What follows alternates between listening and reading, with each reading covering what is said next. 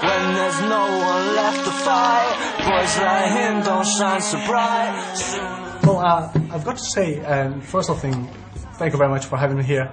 And I've got to say that because of you, I became aware of bands like Clap Your Hands and Say Yeah. Oh, cool! Brilliant. Thank you. You're a very rock and roll. I like music a lot. Yeah. That's a big thing for me. Yes. So. Well, what have you been listening to recently? Jamie T's new single is excellent. What else have I been listening to? What was I listening to just before I counted? Regina Spektor's new album is I'm enjoying that, and also I'm listening to a lot of The Wedding Present, who are a band in the 80s who've kind of been doing albums right up till now, and their last album, the last couple of albums they've released have been fantastic. And I knew that you're also into art now. Yes, You've I'm got getting into art as well. I have a drawing by a guy called Jim Hodges, who's actually, since I bought it, has become quite a good friend of mine in New York, and I've got a few other things. I've got a photograph by Catherine Opie of some surfers, which is wonderful as well. So I'm slowly building up. Where does this come from? Is it because your parents or people you meet on the set? Because yeah, I mean, I was always taken to museums and galleries when I was a kid, just by my parents and things.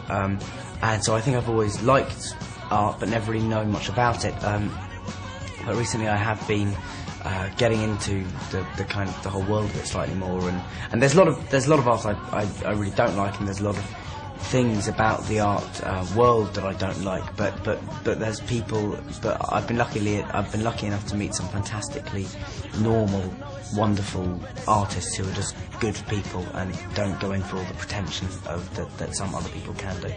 But what do you look for when you're looking for art? Like you go for something specific, or?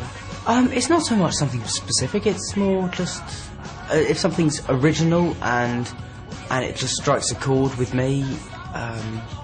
That's all I look for. There's nothing. I mean, I like a lot of modern art. But I recently bought something that was from the late 1800s, but most of the stuff I like would have been done probably within the last 20 or 30 years, certainly. Well, I think we have to speak about this Harry Potter thing. Yeah, that little film I do sometimes, yes. How's it been to get the feelings back from the sixth one, because you've wrapped that for quite a long time? Yeah, it's been interesting doing all these interviews because, you know, we did the film so long ago and people come in and say, oh, so describe this one to us, and you go, oh God, I can't remember. But yeah, it's been really, really good. I mean, the responses people have been having to the film seem to be on the whole very, very good. I'm really excited to see what people think about it, to be honest. I think it's a really strong sixth film, and it's also a very, very good lead-in to the seventh movie as well, which will come out in about a year or so. And it helps to get this kind of flashbacks to bring it up the character in the next movies. Yes, definitely. I mean, we need these kind of moments, and it's actually quite good because I'm filming the seventh at the moment. It'll be quite good for me to see the sixth again tonight and just look back on where Harry ended up at the end of that story, and it'll be really helpful. Yeah, definitely. Do you know how long will be the two movies, 7A and 7B? It's going to be 2 hours and a half. I would say it would be over 2 hours, but and probably under 3. But I don't know anything more than that, to be honest.